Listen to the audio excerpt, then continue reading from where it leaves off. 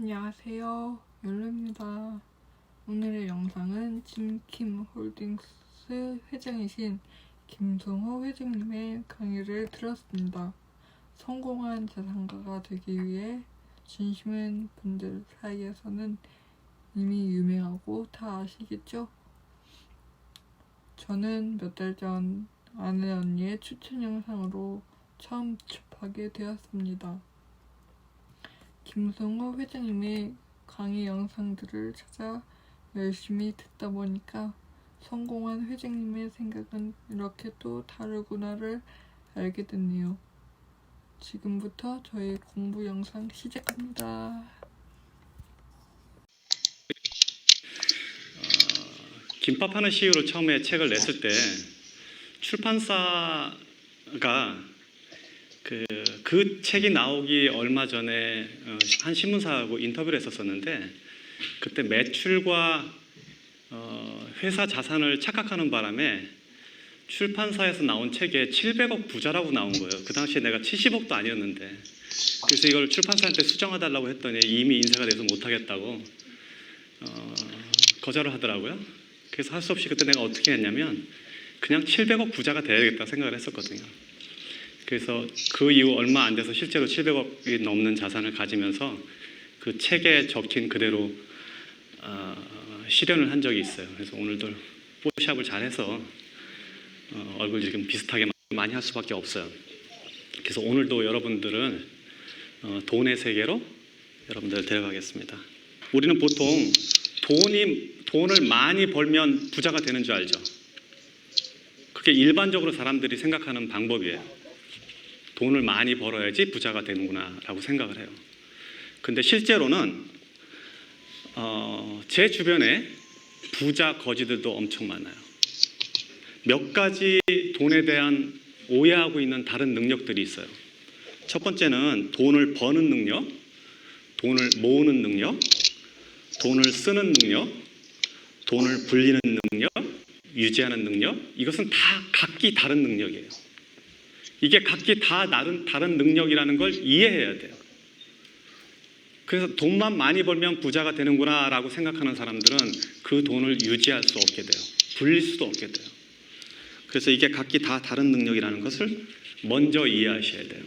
그리고 돈을 많이 벌면 행복할까요? 내가 원하는 대답이 이게 아니었는데. 돈을 많이 번다고 실제로 반드시 행복하지는 않아요. 그거는 사실이에요. 그런데 이거는 비유를 하자면 기름진 밭에 뿌려진 씨앗 같아요.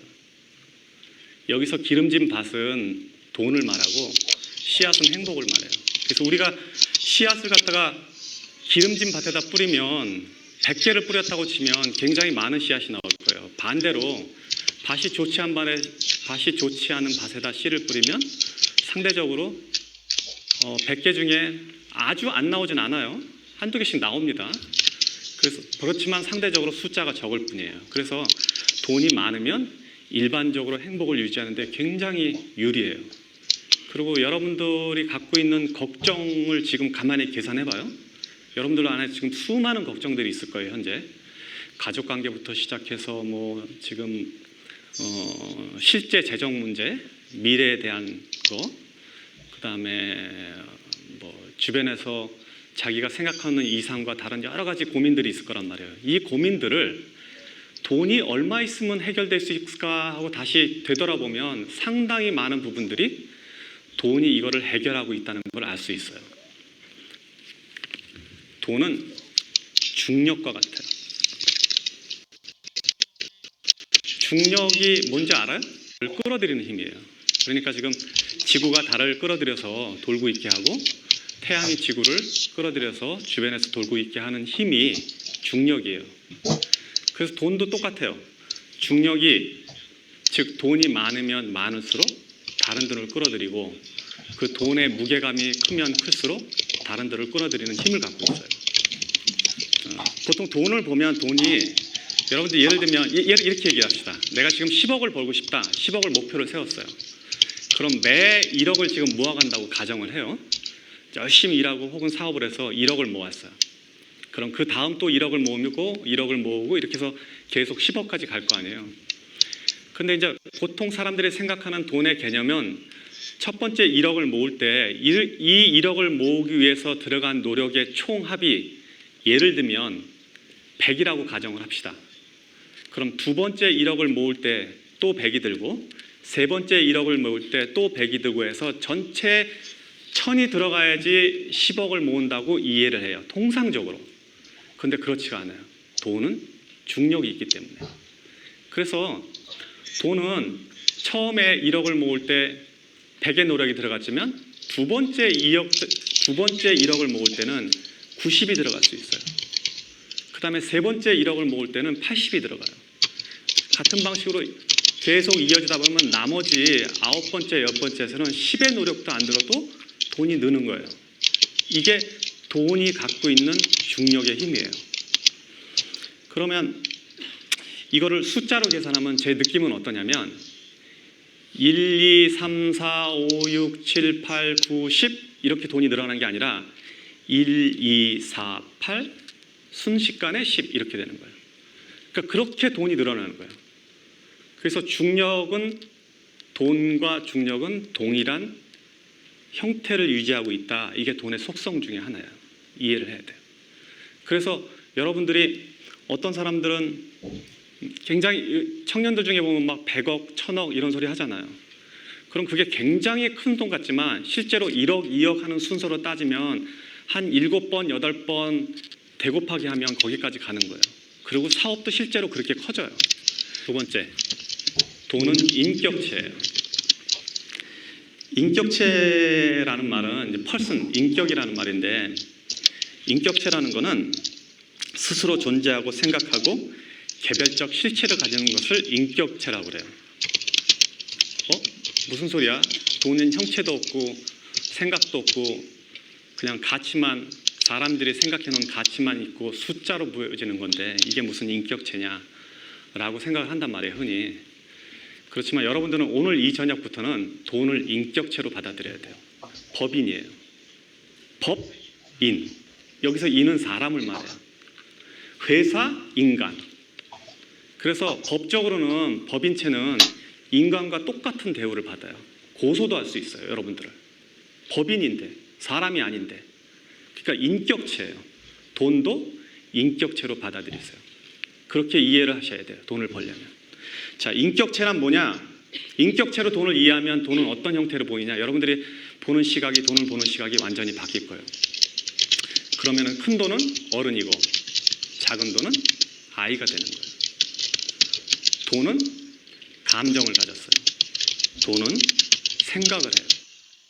그리고 또 돈은 자기가 좋아하는 데가 있고 싫어하는 데가 있어요. 그리고 돈은 헤어지는 것을 싫어하고 함께 모여있는 걸 좋아해요. 돈은 그래서 몰려다녀요. 이런 특성들을 고려하면 돈은 인격체예요. 그러니까 여러분들이 돈을 모으면, 돈을 벌면 이 돈을 인격체처럼 대해야 돼요. 작은 돈을 함부로 하면, 바꿔 말해서 어린아이를 함부로 하면 그 엄마가 우리 가게에 올까요? 아니면 그 엄마가 내 친구가 될까요? 안 오지, 싸우잖아. 그리고 밖에 가서 소문낼 거 아니에요. 그러니까 잔돈을, 작은 돈을 함부로 낭비하면 큰 돈을 모을 수 없는 것은 당연한 이치예요. 그리고 돈은 감정을 가졌어요. 그래서 여러분들이 돈을 벌었는데 이 돈을 아무 데다 함부로 쓰잖아요. 뭐 술집에 가서 탕진을 한다든지 도박을 한다든지 아니면 이유 없이 사치를 한다든지 그러면 돈을 감정을 가졌기 때문에 나를 이렇게 대하는구나 이 사람은 그렇게 생각하고 돈은 여러분들을 떠날 거예요. 왜냐하면 돈은 자기를 갖다가 하찮게 대하는 사람들을 옆에 두지 않기 때문에 그래요. 또 돈은 생각을 가졌습니다. 생각이 있기 때문에 여러분들이 무슨 행동을 하는지 면밀히 이해하고 있다가 갈까 말까를 결정하고 생각을 가졌기 때문에 여러분들이 좋은 일에 돈을 쓰면 그 돈은 다시 돌아와요. 그래서 큰 돈은 작은 돈은 아껴야 되고 큰 돈은 제대로 보내줘야 돼요. 이게 돈을 쓰는 방식 중에 하나예요. 그래서 돈은 인격체다라고 이해를 해줘야 돼요. 다음 거. 일정하게 들어오는 돈은 불규칙한 돈보다 힘이 세다. 사업이나 자기 생활에서 이거를 이해 못하는 사람들은 절대 돈을 못 모읍니다. 일정하게 들어오는 돈은 일정하게 들어오는 것 자체가 어마어마한 힘이에요. 그런데 일정하게 들어오는 돈은 한 번에 몰려다니는 돈보다 힘이 세요. 무슨 얘기냐면 매달 100만 원씩 버는 사람은 한 번에 1년 내내 굶다가 어느 날 1000만 원 버는 사람보다 힘이 세다는 얘기예요. 이거를 캐시플로우라고 얘기해요. 일정하게 물이 들어오는 거. 자, 우리 지금 비 안 와갖고 막 난리인데 비가 일정하게 골고루 오면 곡물도 자라고 우리가 온도를 유지하거나 세상을 사는데 편리한데 만약에 한 번에 비가 몰아서 오면 어떻게 될까요? 연량 강수량이 200mm밖에 안 되는데 1년 내내 안 오다가 200mm 한 번에 와. 이러면 우리 풍수로 죽게 되는 거예요. 돈도 똑같은 거예요. 그래서 돈을 어디 가서 일당으로 돈이 많이 버는 사람들 있죠. 뭐 기계 고치고 뭐 설비해갖고 하루에 30만 원, 50만 원 버는 사람들 돈을 못 벌게 돼 있어요. 그 구조적으로. 그렇게 하루 일당씩 보면 30일이면 얼마 이렇게 계산하면 여러분 수입보다 몇 배 되는 것 같지만 실제로 그런 사람들은 일정하게 돈이 들어오지 않기 때문에 그 돈을 모을 능력이 사라져버려요. 사업도 마찬가지예요. 매출이 주말에 500만 원 오르는 거 아무 의미 없어요. 매일 100만 원 오르는 게 더 좋은 거예요. 왜냐하면 일정하게 들어오는 돈은 그 돈 자체가 강력한 힘을 갖고 있어요. 그래서 우리도 예를 들면 이렇게 사람들이 많은 데 가면 경찰 몇 명이 군중 전체를 통제할 수 있죠. 그 통제할 수 있는 힘이 뭐예요? 그거는 조직화되어 있기 때문에요. 우리는 조직이 안 돼 있는데 경찰들은 조직화되어 있고 명령 체계화되어 있기 때문에 수많은 군중을 통솔할 수 있다고요. 그러니까 일정하게 들어오는 돈은 조직화된 돈이라고 봐야 돼요. 그래서 그 돈은 다른 돈들을 이겨요. 더 큰 돈, 목돈 2천만 원, 3천만 원 들어오는 거 아무 의미 없어. 매달 100만 원, 200만 원 버는 게 아주 무섭고 중요한 돈인 걸 알아야 돼요. 고생해서 번 돈은 공짜 돈보다 힘이 세다. 이거는 좀 이해하기가 쉬운데 돈은 같은 100만 원이라도 혹은 같은 1000만 원이라도 그 숫자는 가치는 지금 현재 보여지는 가치는 동일하더라도 그 돈이 벌어진 과정에 따라서 그 돈의 무게가 틀려져요. 여러분들이 고생해서 버는 돈은 돈의 가치가 무게가 100kg라 그러면 누가 준 돈은 1kg도 안 되는 거예요. 그래서 가볍게 날아가요.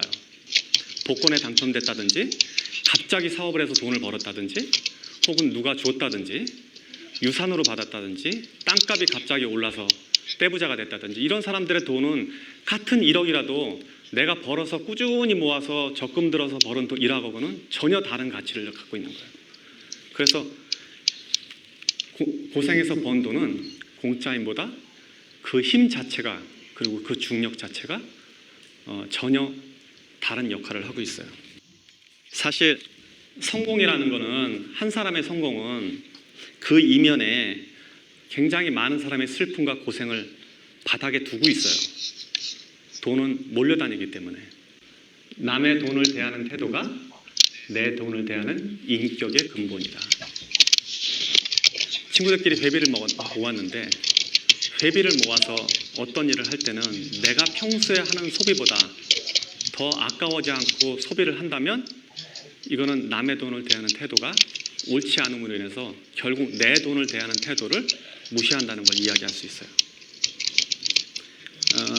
내가 살 때는 내 돈을 쓸 때는 친구의 저녁 자리에서 내가 돈을 낼 때는 사이다 하나 더 주문하는 거, 술 한 병 더 주문하는 게 신경이 쓰이는데 친구가 저녁 산다고 그럴 때는 고기 2판 시키고 뭐 소주 시키고 막 시키잖아요. 그렇게 만약에 대한다면 그 사람은 남의 돈을 대하는 태도가 옳지 않다는 거예요. 결국 그거는 자기 자신이 갖고 있는 돈을 대하는 태도와 동일해져요. 그래서 이런 사람들은 돈에 존중을 못 받게 되는 거예요. 그래서 공공물품이라든지 여러분들이 어디 나가서 세금으로 어떻게 마련한 뭐 시설물, 형태, 서비스 이런 것조차도 이게 공공자산이면 결국 그 안에 내 돈도 있고 남의 돈도 있잖아요. 남의 돈을 존중하는 태도가 자신의 돈을 존중하는 태도와 동일해져요. 뭐 딱히 그런 건 아니지만 예를 들면 미국의 사업가들은 주식회사로 회사를 움직인다 그러면 그 주식회사의 자기 지분만큼 다른 사람들의 지분이 있다는 걸 이해하기 때문에 사적인 재산과 사적으로 회사 일을 쓸 때와 공적으로 쓸 때 구분을 굉장히 명확하게 하는 편이에요. 그런데 여기서 회사를 운영하는 사람들 중에 상당히 많은 사람들은 회사에 불과 몇 프로의 지분을 갖고 있고 사장이긴 해도 이 전체를 자기 재산으로 이해를 한다고요. 그런데 여러분들은 그런 사람을 나무라는데 보통 우리들도 흔히 일상에서 그런 실수를 저지르게 된다고요. 그래서 남의 돈을 대하는 태도는 꼭 내 돈을 대하는 태도와 동일하다고 이해를 하셔야 돼요.